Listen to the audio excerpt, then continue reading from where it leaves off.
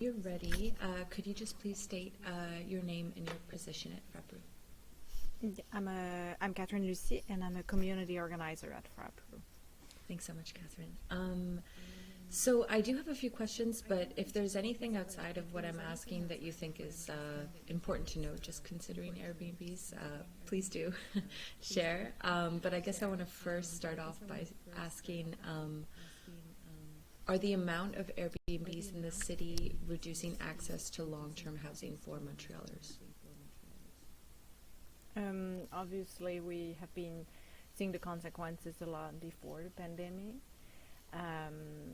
where a lot of, like, it was around 15,000 just in Montreal of a whole apartment that was offered on Airbnb that could have been used for different, type of people, including families. With the pandemic, it has been reduced, but the amount is still really high, and some landlord could have just decided not to rent again the time that it passed and the time the tourism has come back, or they might be returning them, or they might have returned them, but with prices and conditions that were not there before they were posted on platforms such as Airbnb. So obviously it has high consequences on structures of housing in big cities, especially Montreal, Quebec, but more and more I think there is attraction outside, even outside of Montreal and these cities now, where there is apartment that have been offered instead of being offered for regular long-term renters. I don't know the exact date, but I know that Airbnb, it's been around here for a few years. I guess within those years, have you noticed a change as a result of Airbnb being in Montreal? Obviously, there is the first consequences is the loss of affordable housing that will have been possible for renters to rent on a long-term period. This is the main consequences of Airbnb, but otherwise in neighborhood where there is a concentration of Airbnbs, I think about downtown Ville-Marie or even the Plateau Montreal, there is a lot of other consequences have been seen on the security, tranquility for the tenants, are sometimes living or surrounded by tourists and parties, trash, and all these things that also are an inconvenience. Some people also testimony of the fact that they're feeling less secure because they don't know their neighborhoods anymore, and she's changing every week, every weekend, and they don't feel as safe as they were feeling before. Also, another main consequence is the increase of the prices of the rent.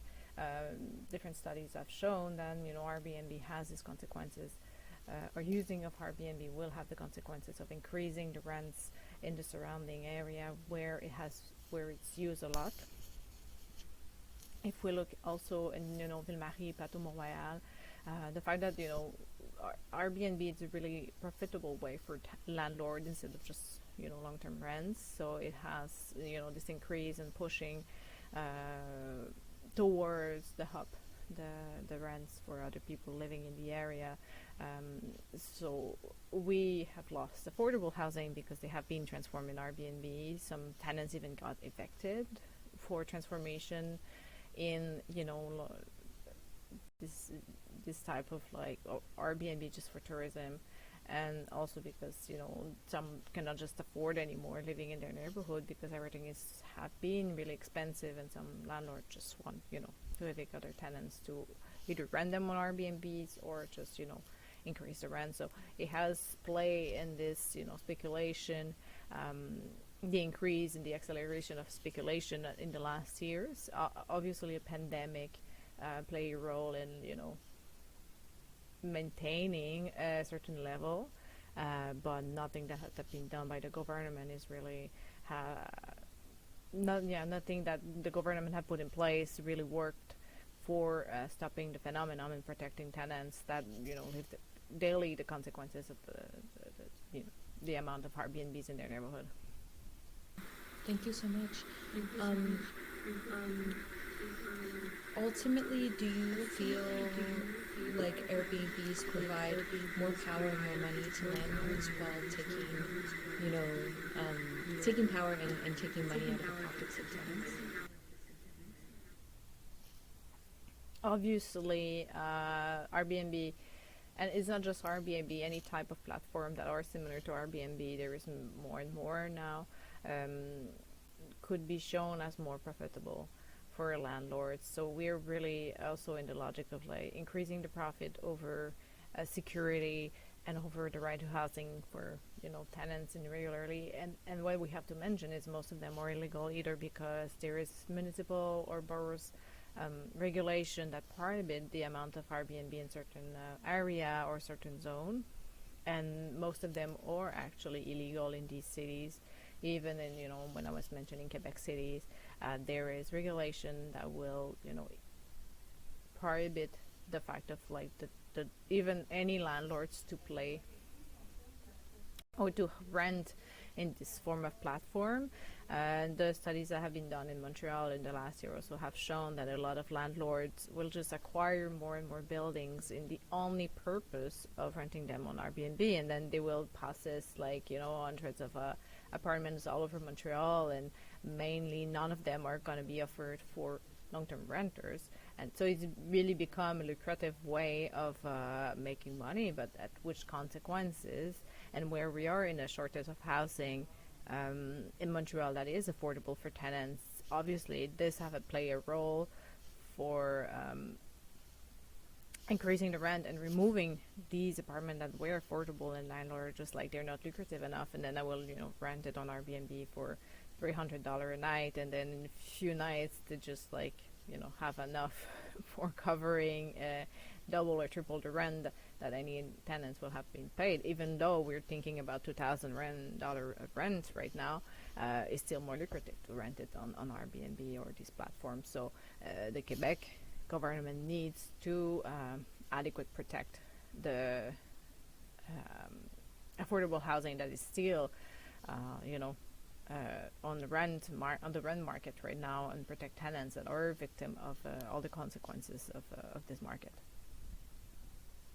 Thank you so much. And with this in mind, I'm sure you already know about this, but there's been a few, penalties or preventions for Airbnb that have been put in place, such as hosts having to register with Revenue Quebec, the CAC putting forward that you need to have a license number and shown on the property, and then now the city limiting Airbnbs in certain areas. I guess I have 2 points, but the first thing I'll ask is, what more can the city do to really make change? Does it have to be banning Airbnb, or are there preventions that, can allow Airbnb but not make things so unaffordable and difficult for tenants in the city? Until now, any regulation bylaw that have been passed by the Quebec government hasn't proved effective on stopping the phenomenon. The same Montreal is a good example where there is a regulation in different boroughs or different neighborhood to protect or to make these zones illegal. And in Plateau Montreal there is 4 streets I think that is legal too.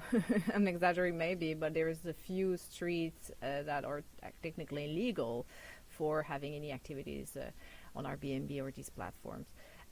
Perhaps what we're seeing, or however, is there is a multiplication of illegal Airbnb. So for us, no regulation have been proved working or being applied enough for truly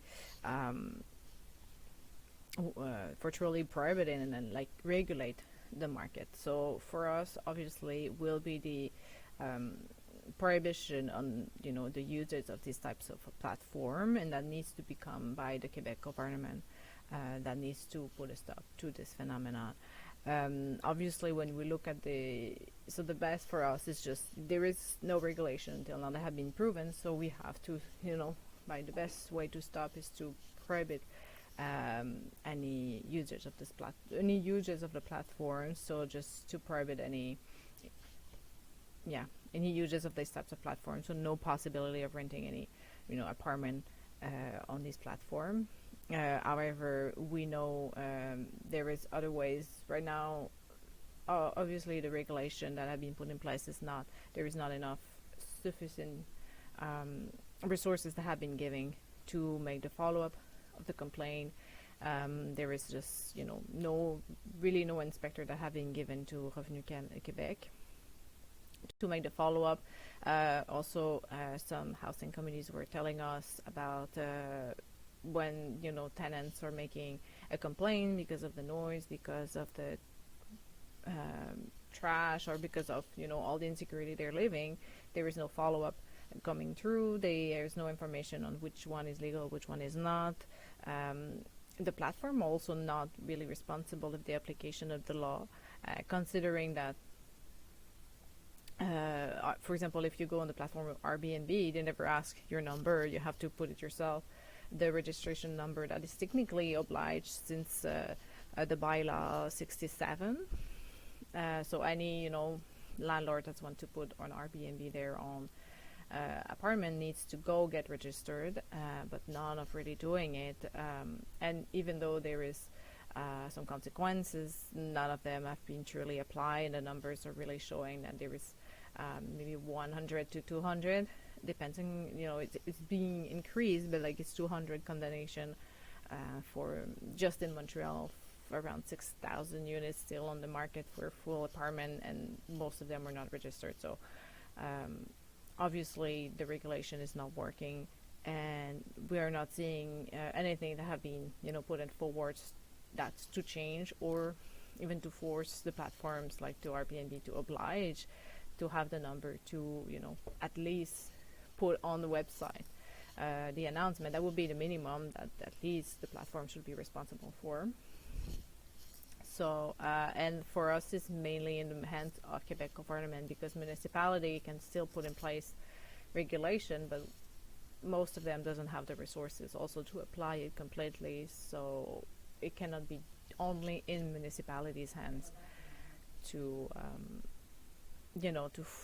regulate and to apply the regulation, because we're asking for resources to make the follow-up of all the Airbnb that are not legal, and the last statistics that have been get out was 95% are illegal. So obviously it's a really big task to be done, and we're not seeing any improvement in this side since the bylaw 67, since the bylaw 100 have been put in place also. And so why is it that the Quebec government, it's more in their hands? Why do they have more power in comparison to, the city of Montreal just banning it in Montreal or other regulations? First, because since they give the power of investigation to Revenu Quebec, and also that the registration numbers is in the hand of the Ministère du Tourisme, tourism minister. For us, it's obvious that the Quebec government is the one that have the power to say now it's illegal to use a platform. It has also the power to force the companies to apply the regulation by, for example, saying all the different platforms have the obligation to ask for the number for posting any announcement. It is obvious that the Quebec government is the one having the resources for supporting municipality in the application of the different regulation. And when we're talking resources, it's either human resources by having more inspectors in the Revenu Quebec, or even by supporting cities to having also local inspector. Montreal have made that demand, and yet nothing have been given to anyone. So and financial resources also, and because they are the one regulating between the tourism and also the Ministère du Revenu, and they are also the one applying the consequences and the amends for the landlord, or even the people using Airbnb. Obviously they are the one also applying the law, and being more in the we are going to let them chances, and we're just telling them don't do that again and just go get your number. They're the one applying the law at the same time. So we consider that there is way more power, and if we want to be effective on all the territory of Quebec, it's also need to come from the Quebec government and not just within the hands of the municipality, because we want something that would be more effective for all Quebec, considering that a lot of regions have vacancy rate that are really low, and they don't need also to have to deal with these types of matter if we want to one hand protect tenants and other protects the rents that are still affordable in all over Quebec. Thank you so much.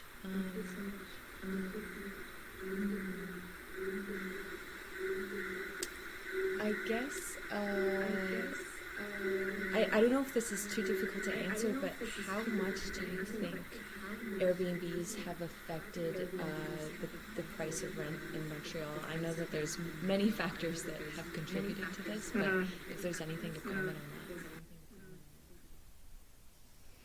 that. As I mentioned before, obviously it has contributed, especially because we don't know, first because it has played on the rent increase, and second because it has played a role in removing apartments, and even if they have been back with the pandemic, obviously nothing guaranteed that it wasn't the same prices and condition than before, but obviously it's not the only force in play, but it has contributed to the crisis, and we can know, when you look at some when you look at Plateau Mont-Royal and also the vacancy rate of Ville-Marie, there are two of the neighborhoods where with the pandemic the vacancy rate is really going up.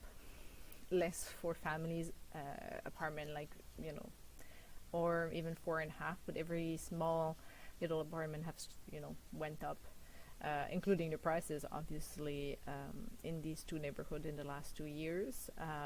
There is no studies that shows a correlation that are specifically Airbnb or and the other factors we know with immigration, students, international student, but it has played a role in increasing the prices, removing apartment, and also increasing the prices for the neighborhood where they living it at most, which is at least the centers. Thank you so much. Is there anything that I can ask that's important to you? The only thing we can add is obviously the Quebec government has a role to play in to private Airbnb, but also has a role in the housing crisis to work on all the other issues and offering also alternative from the private sector by financing social housing. And we hope that the Quebec government will not wait until the next passing the election and wait until the budget, and that we hope that the actual Quebec government is going to go forward in investing before the end of the parliamentary session. They have deposed today their omnibus bylaw with different changes, but it's still not going to be sufficient to protect tenants, and it needs alternative to the private sector by at least developing social housing, and for that we need investment, and we need them now.